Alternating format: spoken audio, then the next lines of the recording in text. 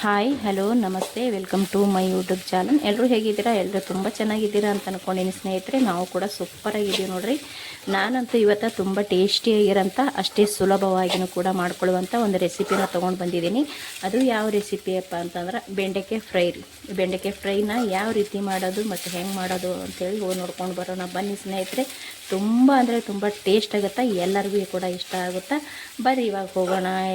ಹೋಗೋಕ್ಕಿಂತ ಮುಂಚೆ ಯಾರು ಹೊಸಬ್ರು ನೋಡ್ತಾ ಇದ್ದೀರಪ್ಪ ಅಂದ್ರೆ ಪ್ಲೀಸ್ ನಮ್ಮ ಚಾನಲ್ನ ಸಬ್ಸ್ಕ್ರೈಬ್ ಮಾಡ್ಕೊಂಡು ಸಪೋರ್ಟ್ ಮಾಡಿರಿ ಸ್ನೇಹಿತರೆ. ಬನ್ನಿ ಇವಾಗ ಹೋಗಿ ನೋಡ್ಕೊಂಡು ಬರೋಣ.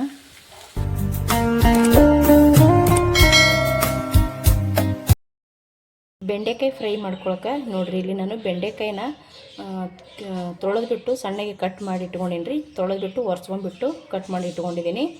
ತುಂಬ ಟೇಸ್ಟಿಯಾಗಿರುತ್ತೆ ಮತ್ತು ಅಷ್ಟೇ ಸಿಂಪಲಾಗಿ ಬೇಗ ಕೂಡ ಮಾಡ್ಕೋಬೋದು ರೀ.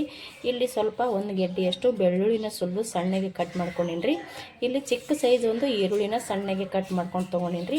ಇವಾಗ ಇದು ಫಸ್ಟಿಗೆ ನಾವು ನೀಟಾಗಿ ಹುರ್ಕೋಬೇಕು ರೀ. ಈ ಬೆಂಡೆಕಾಯಿ ಫ್ರೈ ಅಂತೂ ಸಖತ್ತಾಗಿರುತ್ತೆ ರೀ. ಟೇಸ್ಟ್ ಅಂತೂ ಅದ್ಭುತವಾಗಿರುತ್ತೆ. ಮಾಡೋದು ಕೂಡ ಸಿಂಪಲ್ಲಾಗಿ ಮತ್ತು ಅಷ್ಟೇ ಟೇಸ್ಟಿಯಾಗಿ ಕೂಡ ಇರುತ್ತೆ. ಬರ್ರಿ ಇವಾಗ ಇದನ್ನು ಹುರ್ಕೊಳ್ಳೋಮತ್ರಿ. ನೋಡಿರಿ, ಬೆಂಡೆಕಾಯಿನ ನಾನು ಗ್ಯಾಸ್ ಹಚ್ಚಿ ಒಂದು ತವ ಇಟ್ಟಿದ್ದೆ. ತವದಾಗ ಈಗ ಬೆಂಡೆಕಾಯಿ ಹಾಕೊಂಡಿನಿ. ಅದಕ್ಕೆ ಒಂದು ಸ್ವಲ್ಪ ಎಣ್ಣೆನ ಹಾಕೊಂಡಿನಿ ಸ್ನೇಹಿತರೆ. ಇವಾಗ ಚೆನ್ನಾಗಿ ಬೆಂಡೆಕಾಯಿನ ಹುರ್ಕೋಬೇಕು ರೀ. ನಾವು ಎಷ್ಟು ಚೆಂದ ಹುರ್ಕೋತೀವಿ ಅಷ್ಟು ಚೆಂದ ಟೇಸ್ಟ್ ಆಗ್ತದೆ ಬೆಂಡೆಕಾಯಿ ಫ್ರೈ. ಇದು ಮೇನ್ ಏನಪ್ಪ ಅಂದ್ರೆ ಇವಾಗ ನಾವು ಏನು ಹುರ್ಲಿಕ್ಕತ್ತೀವಿ ನೋಡಿರಿ, ಇದೆ ನೋಡಿ. ನಾವು ಎಷ್ಟು ಚೆಂದ ಹುರ್ತೀವಿ ಅಷ್ಟು ಟೇಸ್ಟಿಯಾಗಿ ಬರುತ್ತೆ.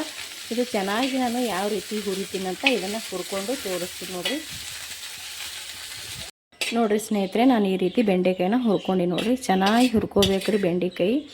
ನಾವು ಎಷ್ಟು ಚೆಂದ ಹುರ್ಕೋತೀವಿ ಈ ರೀತಿ ಮೆತ್ತಗಾಗೋ ತನಕ ಅಷ್ಟು ಚೆಂದ ಟೇಸ್ಟ್ ಆಗ್ತದೆ ರೀ ನಾವು ಮಾಡ್ತಾ ಇರೋಂಥ ಈ ಬೆಂಡೆಕಾಯಿ ಫ್ರೈನ. ಅದ್ರಾಗ ಬೇರೆ ಮತ್ತು ಎಳೆದಿತ್ತಂದ್ರೆ ತುಂಬ ಲೋಳೆ ಇರುತ್ತೆ ರೀ. ಬೆಂಡೆಕಾಯಿ ಲೋಳೆ ಹೋಗೋ ತನಕ ಹುರ್ಕೋಬೇಕು ನೋಡಿರಿ. ಮೇನ್ ಏನಪ್ಪ ಅಂದ್ರೆ ನಾವು ಎಷ್ಟು ಚೆಂದ ಹುರಿತೀವಿ ಅಷ್ಟು ಚೆಂದ ಇದು ಬೆಂಡೆಕಾಯಿ ಫ್ರೈ ರೆಡಿ ಆಗುತ್ತೆ.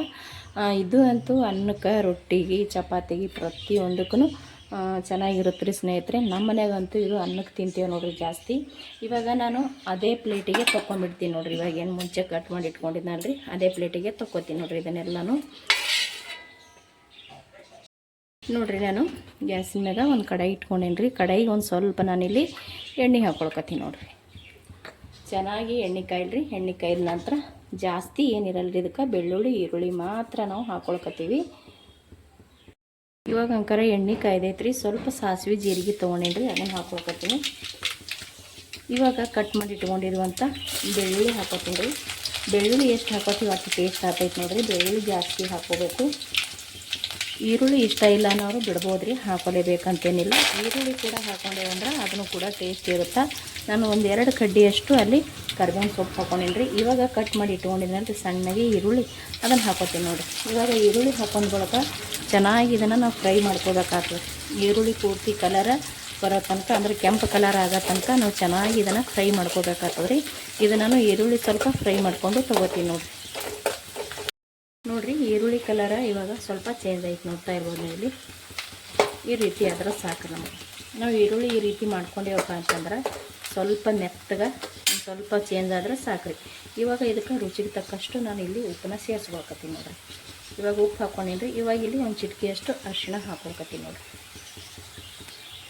ಅರಿಶಿಣ ಮತ್ತು ಉಪ್ಪು ಹಾಕ್ಕೊಂಡು ನೋಡಿರಿ. ಅದು ಹಾಕೊಳ್ಳೋಷ್ಟಕ್ಕೆ ಮತ್ತೊಂಚೂರು ಕಲರು ಕೂಡ ಚೇಂಜ್ ಆಯ್ತು ಈರುಳ್ಳಿದು. ಇವಾಗ ಅಚ್ಚ ಖಾರದ ಪುಡಿನ ಹಾಕ್ಕೊಳ್ಕತ್ತೀನಿ ನೋಡಿರಿ.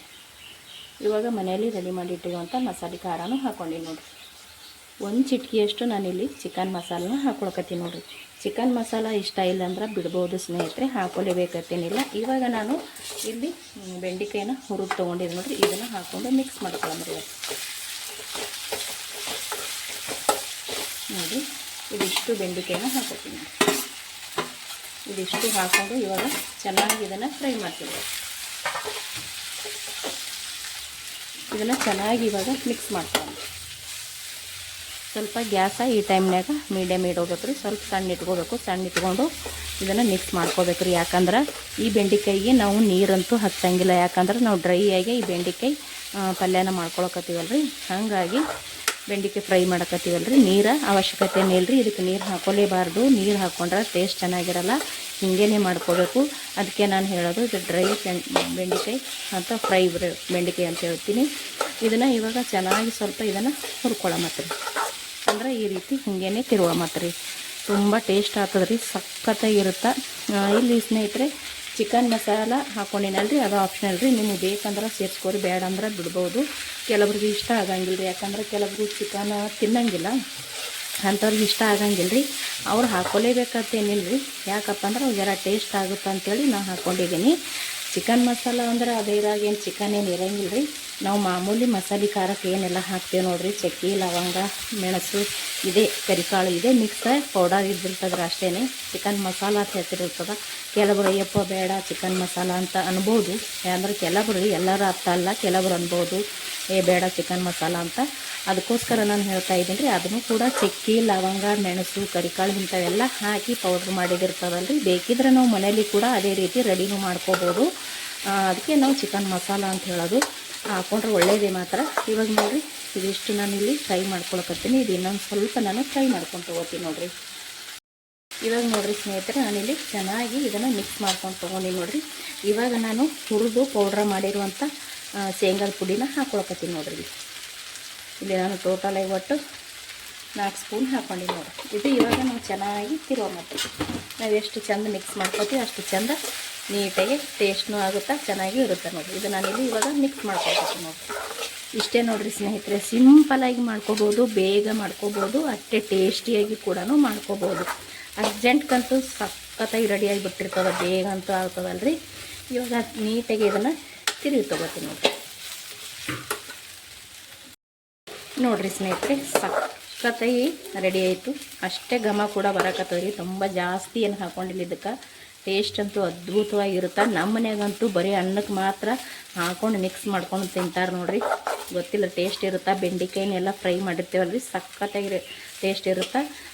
ಅನ್ನಕ್ಕೆ ರೊಟ್ಟಿ ಚಪಾತಿಗೆ ಪ್ರತಿಯೊಂದಕ್ಕೂ ಬರ್ತದೆ. ಆದರೆ ಕೆಲವರು ಒಂದೊಂದು ಥರ ರೊಟ್ಟಿಗೆ ಇಷ್ಟಪಡ್ತಾರೆ, ಕೆಲವರು ಅನ್ನಕ್ಕೆ ಇಷ್ಟಪಡ್ತಾರೆ, ಕೆಲವರು ಚಪಾತಿಗೆ. ನಮ್ಮ ಮನೆಯೊಳಗಂತೂ ಎಲ್ಲರೂ ಬರೀ ಅನ್ನಕ್ಕೆ ಇಷ್ಟಪಡ್ತಾರೆ ನೋಡಿರಿ ಇದನ್ನು.